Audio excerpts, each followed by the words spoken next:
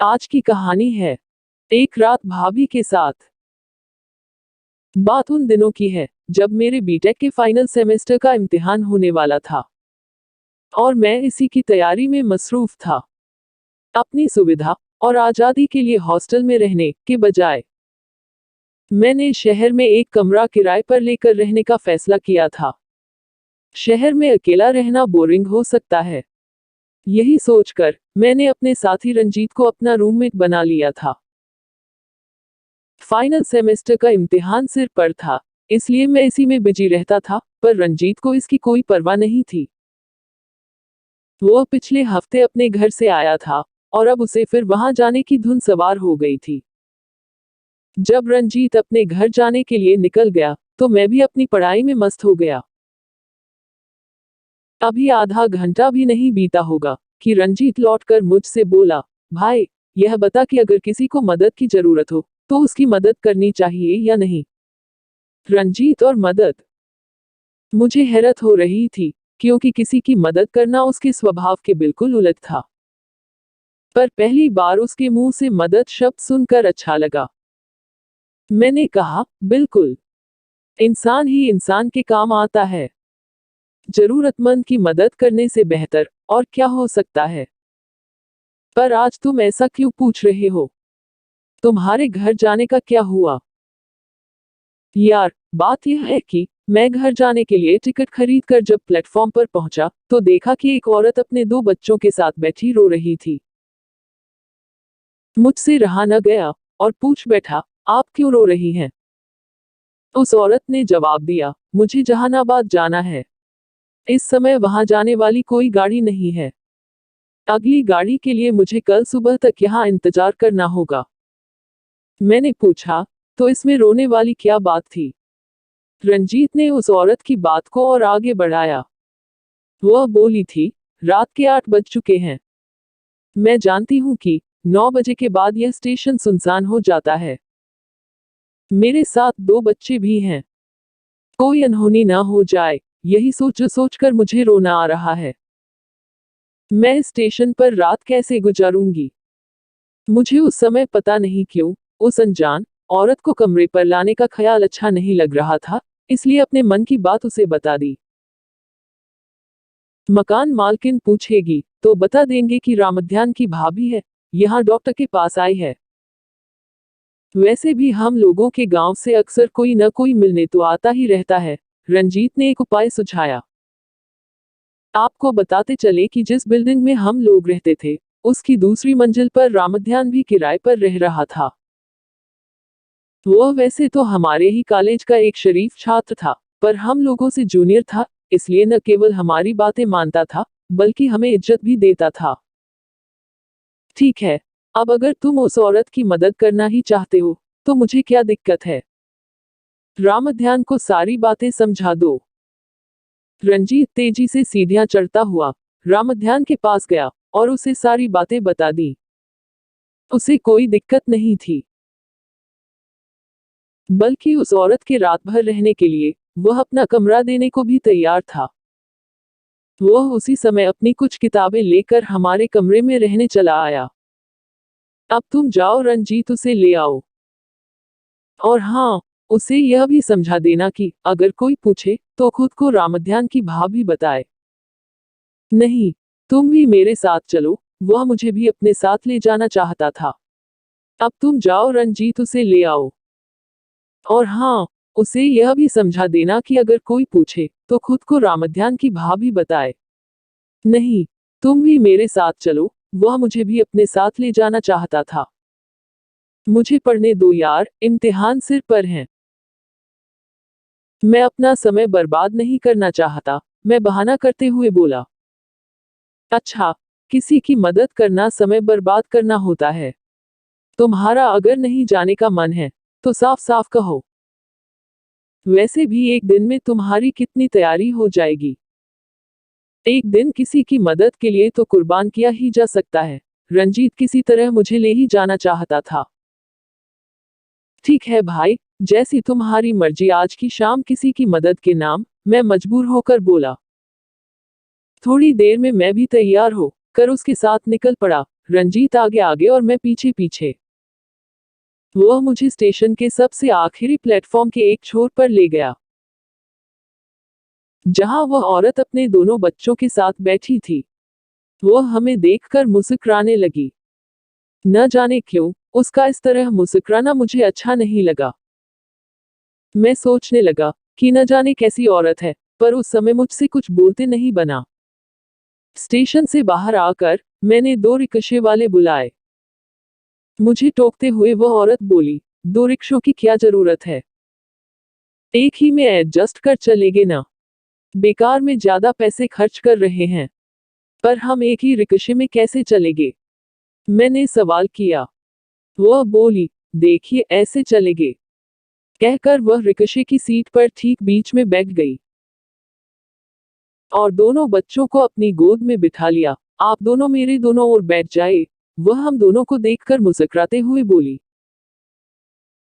मुझे इस तरह बैठना अच्छा नहीं लग रहा था, पर उस दौर में पैसों की बड़ी किल्लत थी। अगर उस समय इस तरह से कुछ पैसे बच रहे थे, तो क्या बुरा था? आखिरकार हम दोनों कुछ पैसे बच रहे थे, तो क्या बुरा था? आखिरकार हम दोनों उसके दोनों ओर बैठ गए। हमारे बैठते ही अपने एक एक बच्चे को उसने हम दोनों को थमा दिया। मैं अब भीतर ही भीतर कुड़ने लगा था। हमारी अजीब हालत थी। हम उसकी मदद कर रहे थे, या वह हमसे जबरदस्ती मदद ले रही थी। रिक्शे की रफ्तार तेज होती जा रही थी, और मेरे सोचने की रफ्तार भी तेज होने लगी थी। मैं कहाँ हूँ, किस हालत में हूँ, यह भूलकर मैं अपनी सोच में ही डूबने लगा था। न जाने क्यों मुझे बार बार यह ख्याल आ रहा था कि कहीं हम कुछ गलत तो नहीं कर रहे हैं। कमरे पर पहुंचते पहुंचते रात के 8 बज चुके थे। रंजीत ने उसे सारी बात समझाकर रामध्यान के कमरे में ठहरा दिया। मैंने रंजीत से कहा, भाई, जब यह हमारे यहाँ आ गई है, तो इसके खाने पीने का इंतजाम भी तो हमें ही करना पड़ेगा। जाओ, होटल से कुछ ले आओ। रंजीत खुशी खुशी होटल की ओर चल पड़ा। मुझे बड़ा अजीब लग रहा था कि रंजीत को आज क्या हो गया है, पर मैं चुप था। वह जितनी तेजी से गया था, उतनी ही तेजी से और बहुत जल्दी खाने पीने का सामान लेकर लौटा था। जाओ, उसे खाना दे आओ। हम दोनों रामध्यान के साथ यही खा लेंगे, मैंने रंजीत से कहा। रंजीत खाना देने ऊपर के कमरे गया और तकरीबन आधा घंटे बाद लौटा। मुझे भूख लगी थी, लेकिन मैं उसका इंतजार कर रहा था। सोच रहा था कि उसके आने के बाद साथ बैठकर खाएंगे। मैंने पूछा, तुमने इतनी देर क्यों लगा दी? भाई, उसके कहने पर मैंने भी उसी के साथ खाना खा लिया। रंजीत धीरे से बोला। कोई बात नहीं। आओ रामध्यान, हम दोनों खाना खा लें। हम तो इसी का इंतजार कर रहे थे, और यह तुम्हारी भाभी के साथ खाना खाया। मैंने मजाक करते हुए कहा। रामध्यान को भी हंसी आ गई। वह हंसते हुए खाने की थाली सजाने लगा। रात को खाना खाने के बाद अक्सर हम लोग बाहर टहलने के लिए निकला करते थे।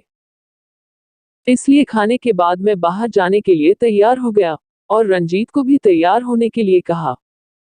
आज मेरा जाने का मन नहीं है, रंजीत टालमटोल करने लगा। आखिरकार मैं और रामध्यान टहलने के लिए निकले। तकरीबन आधा घंटे के बाद लौटे। वापस आने पर देखा कि हमारे कमरे पर ताला लगा हुआ था। रामध्यान ने हंसते हुए कहा, भैया, हो सकता है रंजीत भैया भाभी के पास गए, हो सकता है जाकर देखें, मैंने रामध्यान से कहा। थोड़ी देर बाद रामध्यान और रंजीत हंसते मुस्कुराते सीढ़ियों से नीचे आ रहे थे। भाभी जी तो बहुत मजा किया है भाई। सच में मजा आ गया, उतरते ही रंजीत ने कहा। अब हंसना छोड़ो और जल्दी कमरा खोलो। वे दोनों हंस रहे थे, पर मुझे गुस्सा आ रहा था। मैंने चुपचाप कमरे में जाकर अपने कपड़े बदले और बेड पर सोने चला गया। थोड़ी देर तक बेड पर लेटे लेटे मैंने पढ़ाई की और उसके बाद मुझे नींद आ गई। देर रात को रंजीत और रामध्यान की बातों से मेरी नींद टूटी। उन दोनों को देखकर लग रहा था कि वे दोनों अभी अभी कहीं से लौटे हैं। मैंने उनसे पूछा, तुम दोनों कहाँ गए थे और अभी तक सोए क्यों नहीं? कहीं कहीं नहीं, बस अभी सोने ही वाले हैं, दोनों ने अक्सर में कहा। थोड़ी देर बाद रंजीत ने मुझे जगाते हुए कहा, भाई तुम्हें एक बात कहनी है। इतनी रात को? बोलो, क्या बात कहनी है?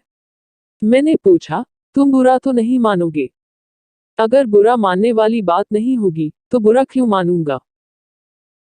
मैंने कहा, तुम चाहो तो भाभी जी के मजे ले सकते हो। रंजीत थोड़ा संकोच करते हुए बोला। क्या बक रहे हो रंजीत? तुम्हें क्या हो गया है? मैंने हैरानी और गुस्से में उससे पूछा। भाई, अच्छा मौका है, चाहो तो हाथ साफ कर लो। रंजीत के चेहरे पर इस समय एक कुटिल मुस्कान थी। वह अपनी इसी मुस्कान से मुझे कुछ समझाने की कोशिश कर रहा था। हमने उसे सहारा दिया है, वह हमारी मेहमान है, तुम ऐसा कैसे सोच सकते हो? मैंने उसे समझाते हुए कहा। इस तरह भी हम उसकी मदद कर सकते हैं। मैंने उससे बात कर ली है। एक बार के लिए 200 रुपए में सौदा पक्का हुआ है। वह मुझे ऐसे बता रहा था जैसे कोई बड़ा उपहार भेंट करने जा रहा हो। मुझे तुम्हारी सोच से घिन आती है रंजीत। आखिर तुम अपने असली रूप में आ ही गए। मुझे हैरत हो रही थी कि तुम भला किसी की मदद कैसे कर सकते हो। अब तुम्हारी असलियत सामने आई। मुझे पहले से ही शक हो रहा था, पर मैं यह सोचकर चुप था कि चलो, एक अच्छा काम कर रहे हैं। अच्छा क्या खाक कर रहे हैं। मुझे उस पर गुस्सा भी आ रहा था, पर इस समय उसे समझाने के अलावा मेरे पास दूसरा कोई रास्ता नहीं था। रंजीत कुछ नहीं बोला, वह सिर झुकाए बैठा था। थोड़ी देर तक हम दोनों ऐसे ही चुपचाप बैठे रहे। रामध्यान अब तक सो चुका था। थोड़ी देर बाद रंजीत बोला, ठीक है भाई, सो जाओ। मैं भी सोता हूँ। सुबह जब मैं उठा, तब तक 7 बज चुके थे। रामध्यान की तथाकथित भाभी इस समय हमारे कमरे में बैठी थी। रामध्यान और रंजीत भी उसके पास ही बैठे थे। मैं आपके ही उठने का इंतजार कर रही थी। मुझे देखते हुए वह बोली। क्या हुआ? मैंने पूछा। हुआ कुछ नहीं, मैं जा रही हूँ। कुछ बख्शीश तो दे दीजिए, उसने हंसते हुए कहा। बख्शीश किस बात की? मुझे हैरानी हुई। देखो मिस्टर, आपके इस दोस्त ने 200 रुपए में एक बार की बात कर मेरी इज्जत का सौदा किया था। इन दोनों ने 2 बार मेरी इज्जत को तार तार किया। इस तरह पूरे 800 रुपए बनते हैं। और ये है कि मुझे केवल 400 रुपए देकर ट्रकाना चाहते हैं। मैं भी अड़ चुकी हूँ। बंद कमरे में मेरी इज्जत जाते हुए किसी ने नहीं देखा। अब अगर मैं यहाँ चिल्लाकर बताने लगी कि तुम लोग मुझे यहाँ क्यों लाए थे, तो तुम लोगों की इज्जत गई समझो। वह बड़े ही तीखे अंदाज में बोले जा रही थी। जीत और रामध्यान की ओर देखा। वे दोनों सिर झुकाए चुपचाप बैठे थे। मुझसे कोई भी नजरें नहीं मिला रहा था। मैं सारी बात समझ चुका था। यह भी जानता था कि रंजीत और रामध्यान के पास और पैसे नहीं होंगे। ऐसे में मुझे ही अपनी जेब ढीली करनी होगी। मैंने अपना पर्स निकाला और उसे 400 रुपए देते हुए बोला, लीजिए अपने पैसे मिलते ही वह खुश हो गई और अपने रास्ते चल पड़ी। मैं सोच रहा था कि इज्जत आखिर है क्या। कल उसकी इज्जत बचाने के लिए हमने उसे सहारा दिया था और आज अपनी इज्जत बचाने के लिए हमें उसे पैसे दे। दोस्तों, ऐसी ही ऑसम कहानियां पढ़ने और सुनने के लिए हमारे चैनल ऑसम कहानियां को प्लीज लाइक करना और अपने खूबसूरत दोस्तों के साथ शेयर करना और सब्सक्राइब करना। धन्यवाद।